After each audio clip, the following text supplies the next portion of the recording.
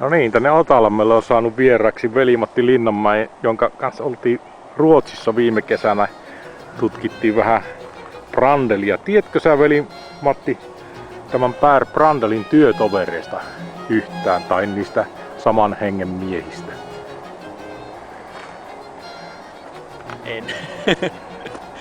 Sori hei, pakle. Kesällä 2007 teimme toisen matkan Ruotsiin, Ångermanlandiin ja Högakustenille.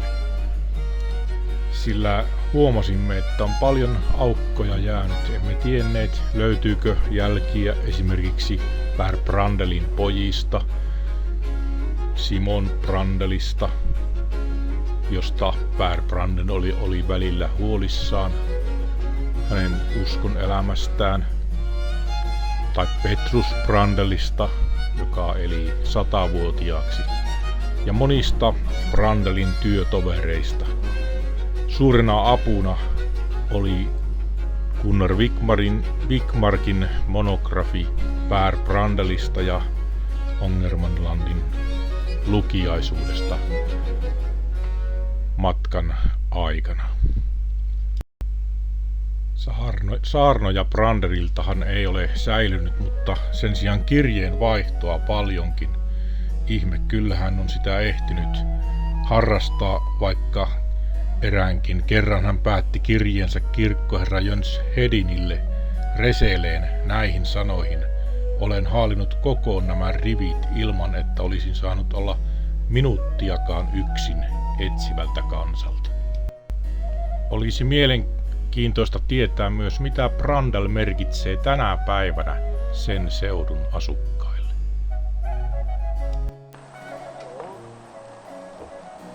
Sebron kirkko. Erik Peter Selan, eli Per Brandelin tärkein työtoveri, toimi tässä kirkossa ainakin 2 vuotta, jona aikana täällä syntyi suuria herätyksiä. Hän on merkittävin Brandelilaisen herätyksen toinen johtaja.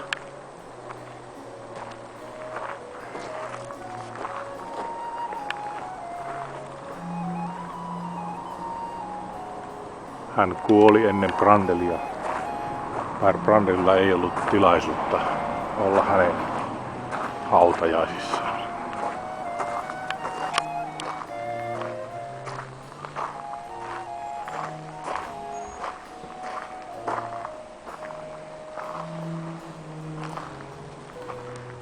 Erik Peter Selan oli Brandelin opiskelijatoveri.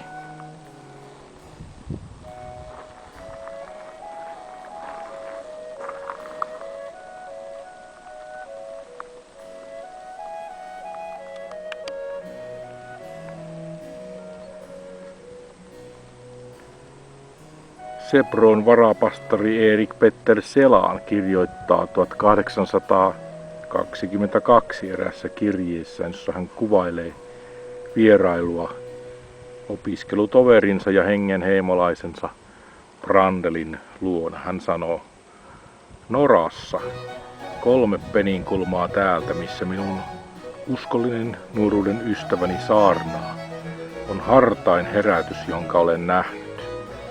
Olin hänen luonaan menneenä kesänä. Kirja on kirjoitettu 1823. Juuri heinäntekoaikana, jolloin maailman lapset tuskin antavat aikaa itselleen tervehtiä Jumalan rauhalla. Ja täällä, mihin tahansa menimmekään, kylissä ja taloissa, jättivät he työnsä ja kokoontuivat meidän ympärillemme saadakseen puhua kanssamme vapahtajasta. Ja ilokyyneleet loistivat monen silmissä armon tuulen tähden, jonka Herra ristin saarnan kautta on nyt antanut puhaltaa seurakuntamme ylitse pitkän, painostavan ja tukahduttavan epäuskon ajan jälkeen.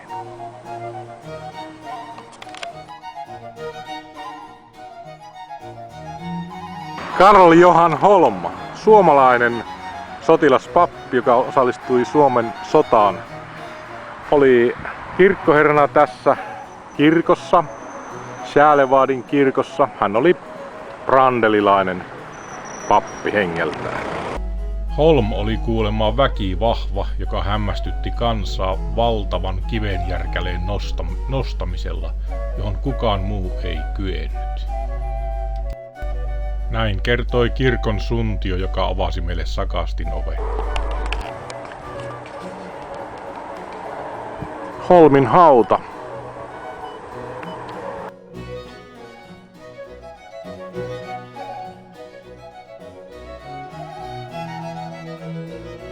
Säälevadin kirkkoherra Karl Johan Holm on syntynyt Helsingissä 1781 ja kuollut 1867.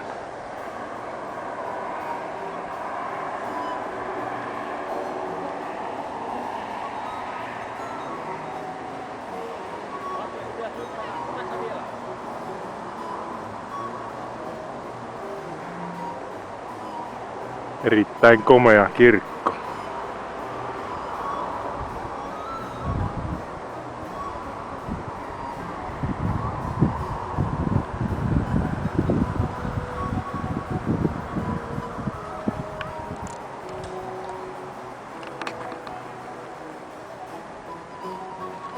Ja komeat on maisematkin. No niin, Johan Holm ei ollut tässä Säälevadin kirkossa.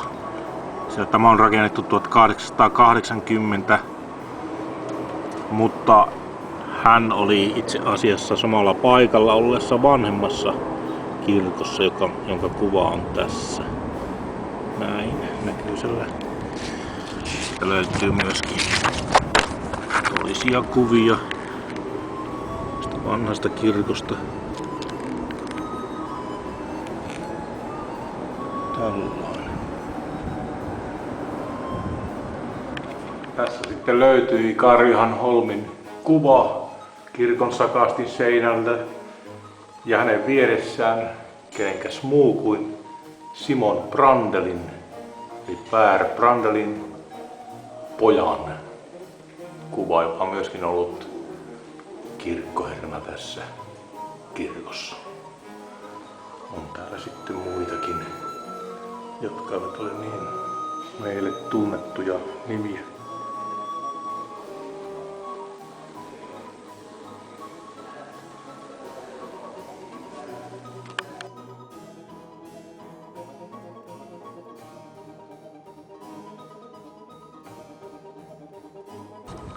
Säälevadin pitäjää.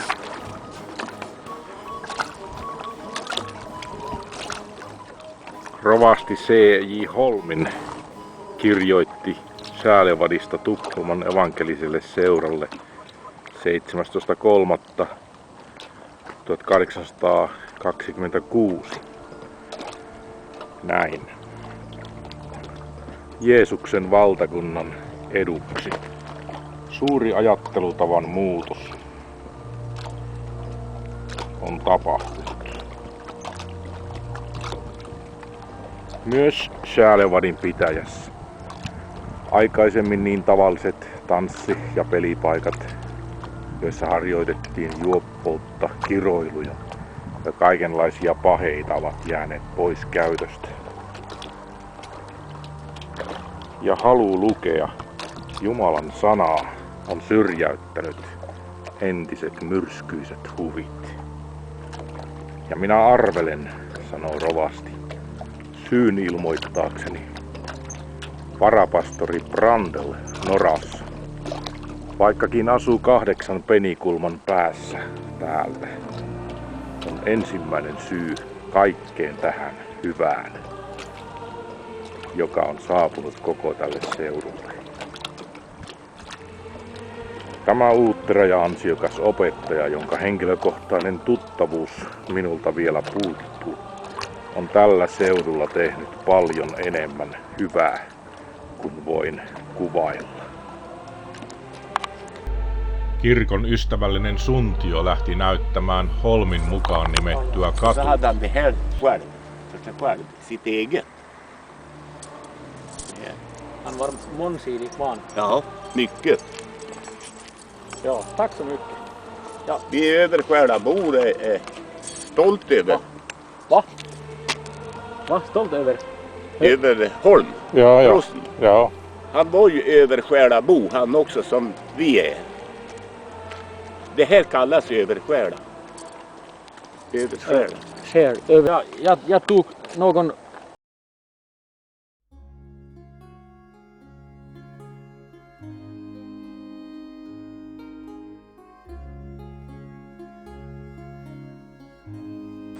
Nordinkron kirkko, Ullongerin naapuripitäjä, jossa Värbrandelin poika Petrus oli kirkkoherrana.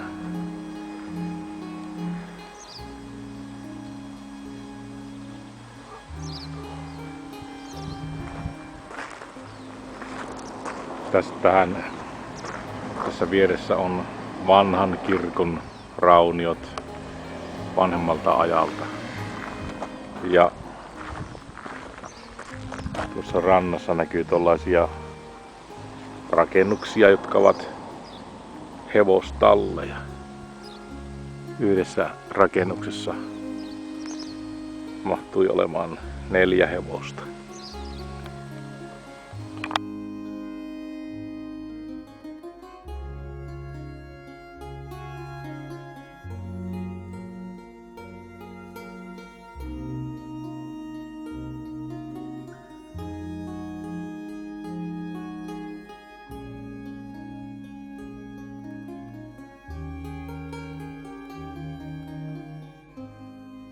Häsion kirkko. Richter oli täällä kirkkoherra. Brandelilainen hengeltään hänkin. Nils Johan Richter kuoli ainoastaan 27 vuoden ikäisenä. Tässä vielä vanhaa pappilaa. Richter ehti olla pappina vain 1 vuoden, mutta hänet muistetaan vielä 1920-luvullakin lukiaispappina ja uskollisena Herran palvelijana.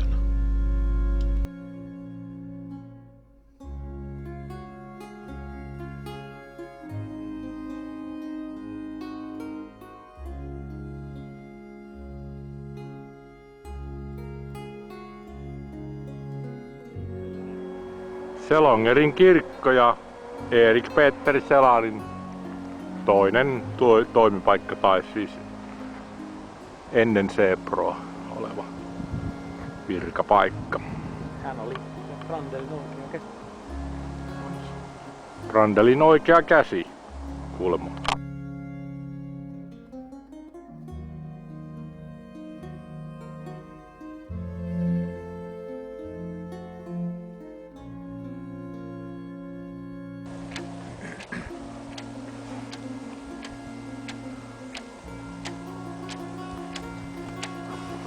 Jälleen yksi kivikirkko, hyvin samantyyppinen kuin Norassa. Täällä on tiettävästi Brandelin tyttär mies Jonas Kerstedt työskennellyt.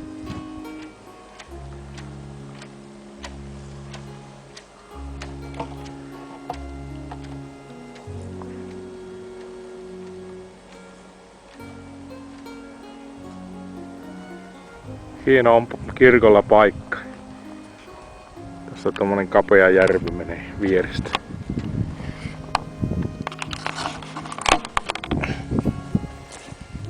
No niin, tähän se nyt tämä meidän Högakustenin reissu jää. Eli Högakusten on nyt takanapäin ja suuntaamme tonne etelään Sundsvallia kohti. Se on mennyt 4 päivää Värbrandelin jalanjälkiä seuratessa ja paljon uutta tietoa on löytynyt ja vanhoja viime kesän muistoja on verestetty ja myöskin paranneltu niitä tietoja. Elikkä paljon sitä tietenkin jäi vielä asioita käymättä läpi, mutta jotenkin on ollut aika tämmönen merkityksellinen tämäkin matka, eli ei turha ollenkaan, että tullaan vielä toisenkin. Paljon on löytynyt, mutta paljon on jäänyt löytymättäkin. Paljon on tehty turhaa ja jääty jumittaa vääriin paikkoihin. Täällä Ruotsissa on muutakin mukavaa nähtävää kuin kirkot.